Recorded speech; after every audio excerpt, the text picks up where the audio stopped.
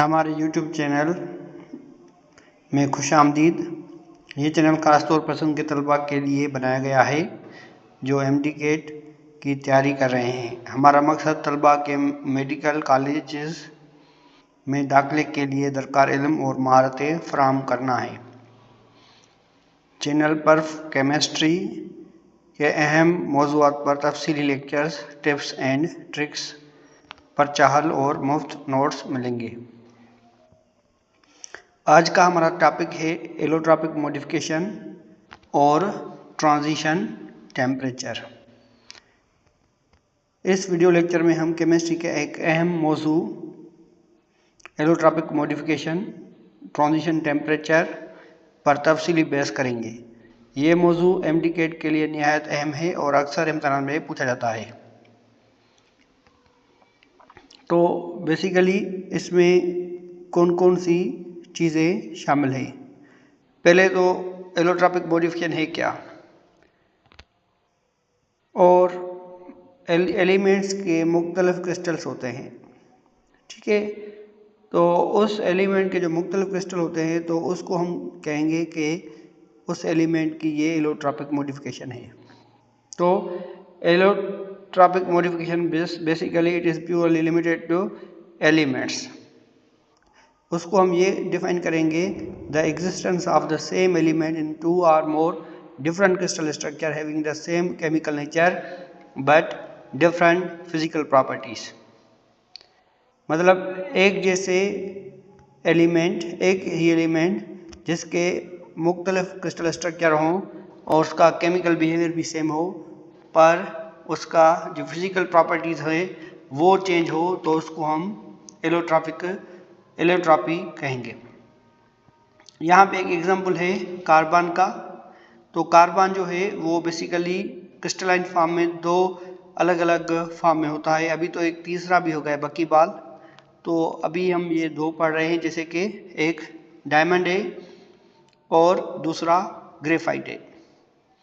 Diamond जो है उसका crystal structure that is cubic in nature, cubic in geometry. उसके अलावा जो ग्रेफाइट है that is the geometry of hexagonal.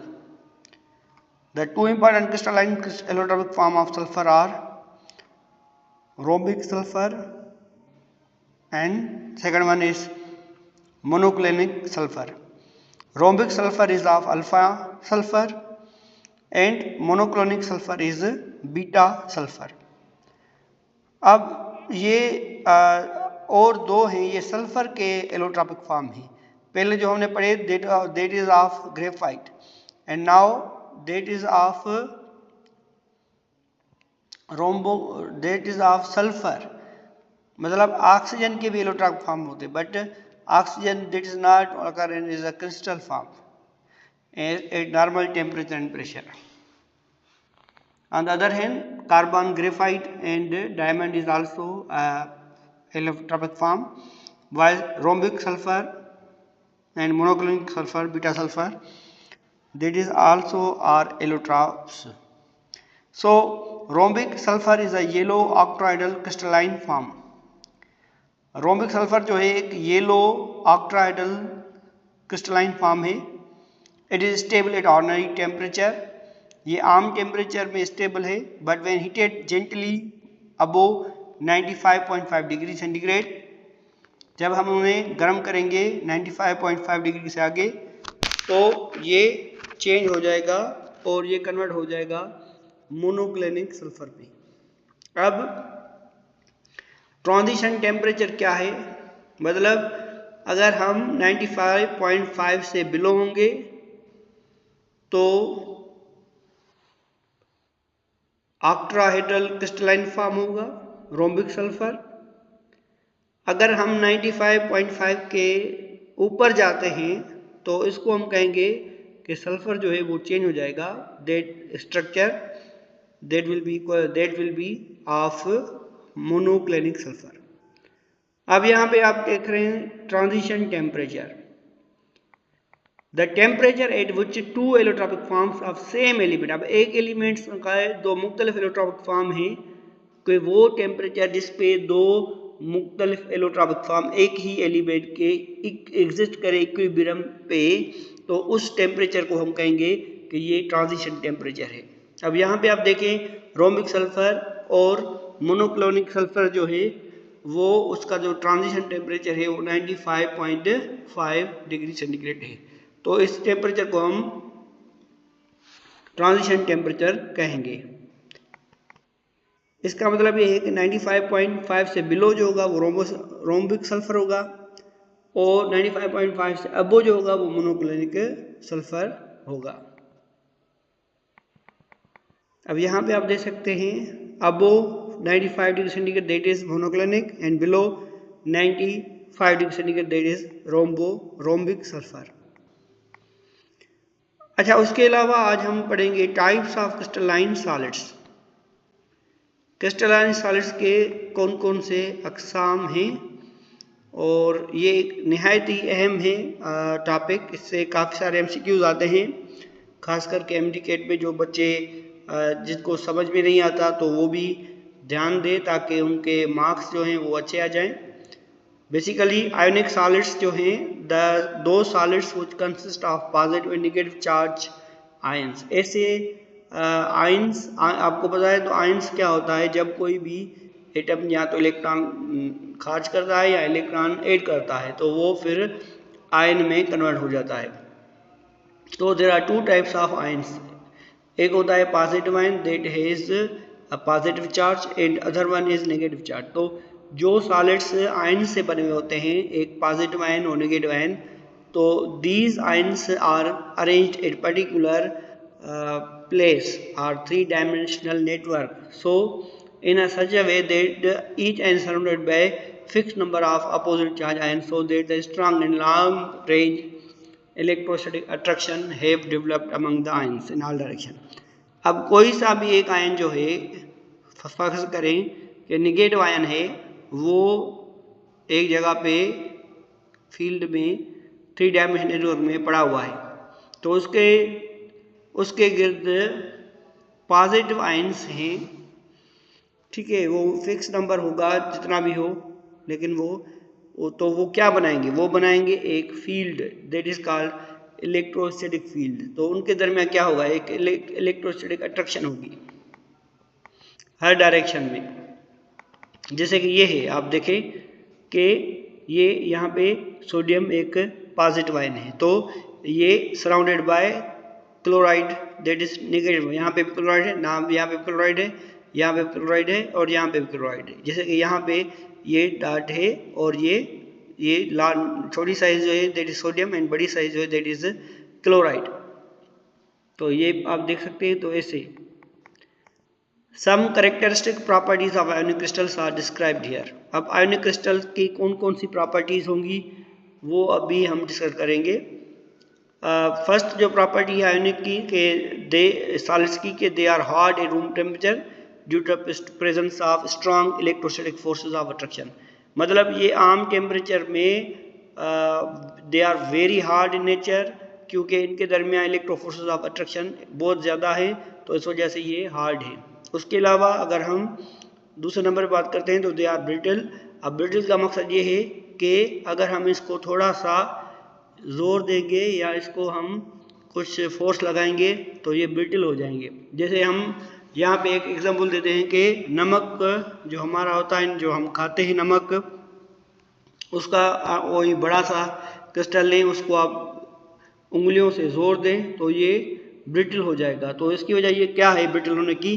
Brittle होने की वजह ये है कि जब हम जोर लगाते हैं तो पॉजिटिव के दरमियान जो है रिपल्शन बढ़ जाती है, तो इस वजह से वो जो है रिपल्शन की वजह से वो एक दूसरे से ब्रोकन डाउन हो जाते हैं।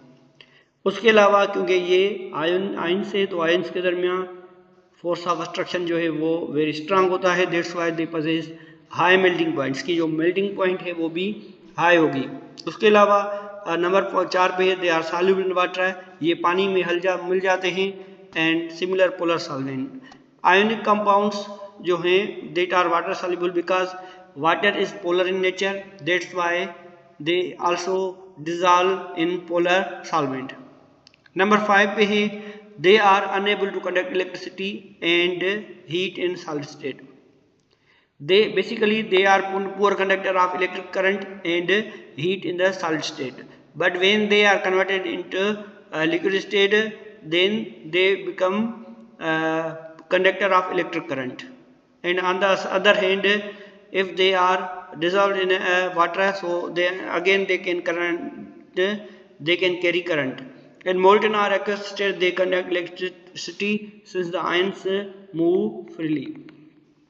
अब यहाँ पे आप देख सकते हैं क्लीवेज ऑफ क्रिस्टल, क्योंकि यहाँ पे अगर हमने हैमर यहाँ पे हथौड़ा जो है वो लगाया है तो ये क्या होगा, निगेटिव के दरमियान जो है रिपल्शन होगी, तो रिपल्शन की वजह से ये आपस में लेयर जो है वो अलग हो जाएगा, ये ब्रिटल्स वजह से है।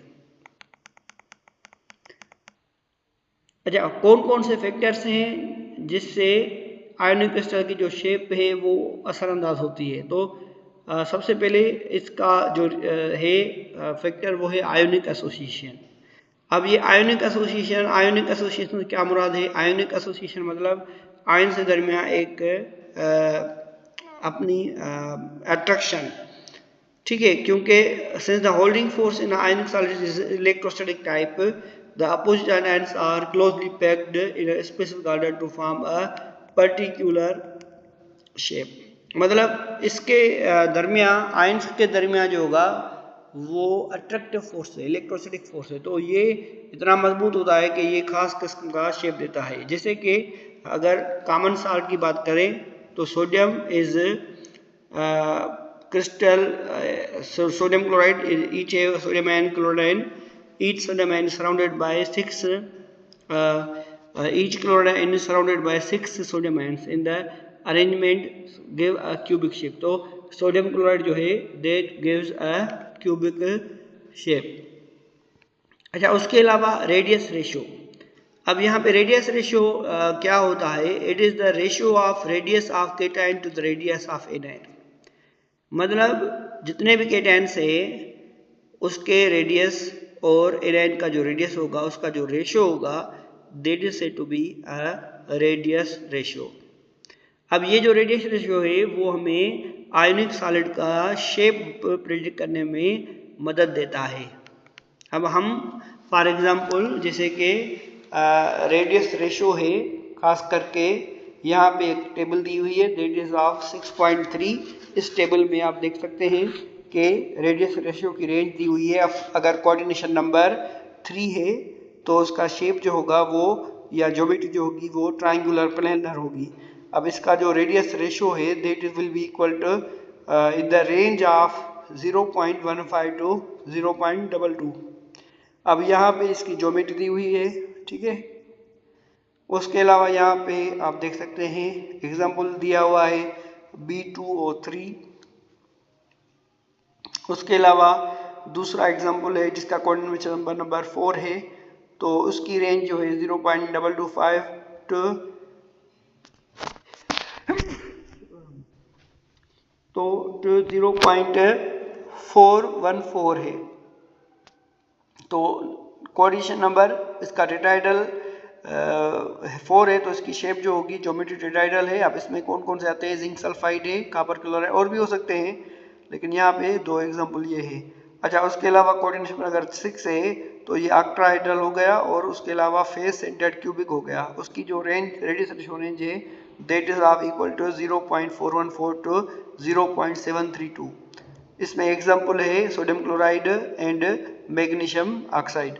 उसके अलावा 0.732 टू 1 रेडियस रेशियो, इसका कोऑर्डिनेशन नंबर 8 है, और ये बॉडी सेंटर्ड क्यूबिक क्रिस्टल्स होते हैं। इसका एग्जाम्पल जो है वो सीजियम क्लोराइड है। अच्छा, आयोनिक कंडक्टर्स में हमने पहले भी कहा था, but if when they are in a solid state they can not conduct electricity. तो यहाँ पे भी यहाँ पे शो रही है कि they are poor conductivity. Ionic compound are good conductor of electricity either in fused state, या तो वो मोल्टन स्टेट में या लिक्विड हो जाए तो दे कैन कंडक्ट इलेक्ट्रिसिटी, और इन aqueous solution they can conduct electricity, but when they are in a solid state they don't conduct electricity because movement of ions is restricted, while on the other hand if they are in a free state or in a molten or aqueous state, so ions may free to move. Therefore, when we apply potential difference, they can travel, charge will travel, therefore electricity will be conducted. However, ionic compound exhibit poor conductivity in the solid state, which indicate that ions are not free to move. अब solid state में ionic solid जो होंगे that will not conduct electric current, rather than they stay in fixed position, ensuring that the ionic crystal has a fixed shape. अच्छा, उसके अलावा covalent crystals हैं या covalent solids. Covalent or atomic solids consist of atoms of same or different elements which are bonded to each other by strong covalent bond. मतलब ये जो bonding है, ये जो क्लासिफिकेशन है क्रिस्टलाइन सॉलिड्स की, they are based on purely bonding basis. तो covalent bond हमने पढ़ा है कि कोवलेंट बॉन्ड क्या होता है. Covalent bond is a bond that is form due to mutual sharing of electron. मतलब शेयरिंग के इलेक्ट्रॉन के लिहाज से जो बॉन्ड बनता है that is called covalent bond. तो हमें ये भी पता है कि कोवलेंट बॉन्ड जो है that is very strong bond. अब जैसे कि कोवलेंट क्रिस्टल्स होते हैं या कोवलेंट सॉलिड्स होते हैं that are of very strong in nature. For example अगर हम बात करते हैं कोवलेंट क्रिस्टल की, तो इसमें डायमंड है, सिलिकॉन है, कार्बाइड है, और भी हो सकते हैं. तो ये जो है कोवलेंट क्रिस्टल्स है. Carbon exist in two crystalline form known as diamond and graphite. Carbon जो है वो दो क्रिस्टलाइन फॉर्म में होता है, एक डायमंड है, दूसरा ग्रेफाइट. तीसरा भी होता है जिसको हम बकी बाल, बकमिंस्टर या फ्लोरीन कहते हैं. Both are covalent solids but have different physical property due to difference in the particle arrangement. खास करके फिजिकल प्रॉपर्टीज में जो है वो बहुत फर्क है, खास करके मेल्टिंग पॉइंट, बॉइलिंग पॉइंट में. उसके अलावा कंडक्शन में भी फर्क है. ठीक है, तो ये सबसे इसमें सबसे ज़्यादा फर्क जो है इसकी अरेंजमेंट है, क्योंकि डायमंड जो है that is of cubic in nature, while graphite that is of hexagonal arrangement. यहाँ पे डायमंड जो है that is tetrahedrally bonded, one carbon is alternate with four other carbon atoms and that will make an angle of 109.5 degree to form basic tetrahedral unit. ये जो है tetrahedral unit बनाते हैं. This trend of covalent bond formation run continuously in entire crystal lattice dimensionally and develop a network of covalent bonds which gave rise to giant structure. तो ये चार जो covalent bond है जो कार्बन से बनाते हैं और एंगल जो है वो 109.5 है, इससे एक जॉइंट क्रिस्टल रिपीट होते हैं, ये जॉइंट क्रिस्टल बनाते हैं. तो ये पैकिंग की वजह से या large number of covalent bond की वजह से diamond is hardest substance known having very high melting point. Diamond जो है बहुत ही सबसे ज़्यादा मजबूत सब्सटेंस है, इसको मेल्टिंग पॉइंट जो है वो भी बहुत ज़्यादा है. तो आप यहाँ पे फिगर देख सकते हैं, figure 6.9 structure of covalent bond. तो यहाँ पे ये देखें 1 2 3 4 5 6.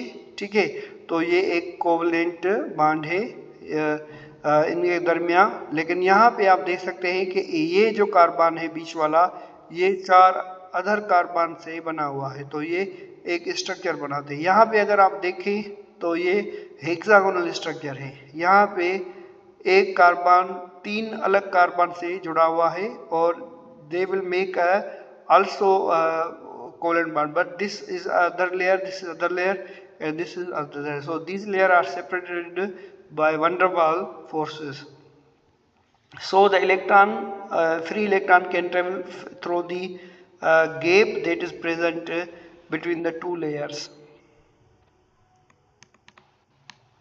In each carbon bonded to 3 other carbon atom at 120 degree, forming layers of hexagon.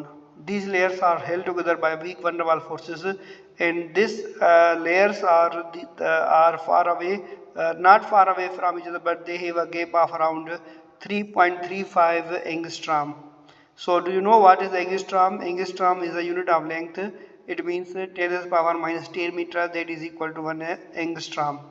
So graphite is generally greasy in feel. Why? Because there is electron that are present between the layers, so these layers slide due to repulsion between the electron. They are easily glide over other. So therefore graphite is greasy in nature. उसके अलावा some characteristic properties of covalent crystals are described below. यहाँ पे आप देख सकते हैं metallic solids are hard, high melting and point and high density due to strong bonding among atoms. यहाँ पे एक गलती है, strong bonding लिखा हुआ है, ठीक है, तो ये आप दुरुस्त कर सकते हैं कि मेटालिक सॉलिड्स जो है ना वो हार्ड होते हैं, जैसे कि आयरन है, कापर है, उसके अलावा गोल्ड है, ठीक है, तो आप देख सकते हैं ये हार्ड होते हैं नेचर में, तो इसमें जो बॉन्डिंग होती है वो भी स्ट्रांग होती है।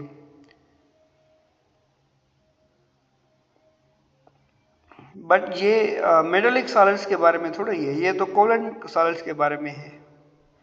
चलो यहाँ पे एक और गलती है, यहाँ पे देख सकते हैं कि मेटालिक सॉलिड्स लिखा हुआ है, तो आप ऐसा कर सकते हैं कि यहाँ पे कोवलेंट सॉलिड्स है, ठीक है। उसके अलावा covalent solids they are bad conductor of electricity, they are in mostly although some of have good conductor of like graphite, but most of them are poor conductor of electricity, so they are bad conductor of electricity. They are insoluble in water. Graphite cannot dissolve in water. Diamond also cannot dissolve in water. उसके अलावा graphite however conduct electricity parallel to, यहाँ पे वही example दे रहा है जो मैंने पहले ही बताया था कि उनके इलेक्ट्रॉन जो है डिलोकलाइज होते हैं, फ्री इलेक्ट्रॉन होते हैं, they can conduct electricity through parallel direction in the layers. अच्छा, उसके अलावा दूसरा है मेटालिक सॉलिड्स। अब मेटालिक सॉलिड्स के बारे में मैं बताऊंगा कि metallic solids of crystals are metal particles of metallic crystals are metal items according to electron sea theory. अब ये एक थ्योरी है, इसमें क्या होता है कि metal ions positive ions are emerged into the sea of electron. जो पॉजिटिव आयंस है वो इलेक्ट्रॉन के समंदर में डूबे हुए होते हैं या क्लाउड ऑफ इलेक्ट्रॉन में डूबे हुए होते हैं, तो इनके दरमियान जो है स्ट्रांग फोर्सेस होते हैं, तो इस वजह से they are very hard in nature. So these positive charge ions arrange themselves in a 3-dimensional crystal lattice and bonded with sea of electrons. This unique force of attraction between metal cadence and sea of delocalized electrons is known as metallic bond. मतलब ये जो है positive ion है, ठीक है, और सी of electron के दरमियान जो अट्रैक्शन होगी तो इसको हम मेटालिक बॉन्ड कहेंगे। यहाँ पे आप देख सकते हैं these are the positive ions, these are the free electrons. So free electrons are also called delocalized electrons, so they can delocalize. Therefore metallic metallic solids are good conductor of electricity and also good conductor of heat. So some characteristic properties of ionic crystals are, यहाँ पे फिर ionic crystal लिखा हुआ है, यहाँ पे metallic crystals के बारे में है, ठीक है। तो metallic solids are identified by their malleability and ductility. metallic solids जो है वो हम उसको malleability और ductility के लिए पहचान सकते हैं। यहाँ पे दो टर्म है malleability एंड डक्टिलिटी के, एक वायर्स में और शीट्स में कन्वर्ट हो जाता है। मेटल जो है वो वायर में और शीट्स में कन्वर्ट हो जाते हैं। Metallic solids are look like dull but when freshly cut the innerly layer appear shiny. अब क्या होता है, कोरोजन की वजह के जो आउटर लेयर ऑफ मेटल होता है that is looking dull, but when we cut the metal then it becomes shiny. So this property is called metallic luster. उसके अलावा the electric conductivity of metallic solids is due to the free movement of delocalized electron in a electric field.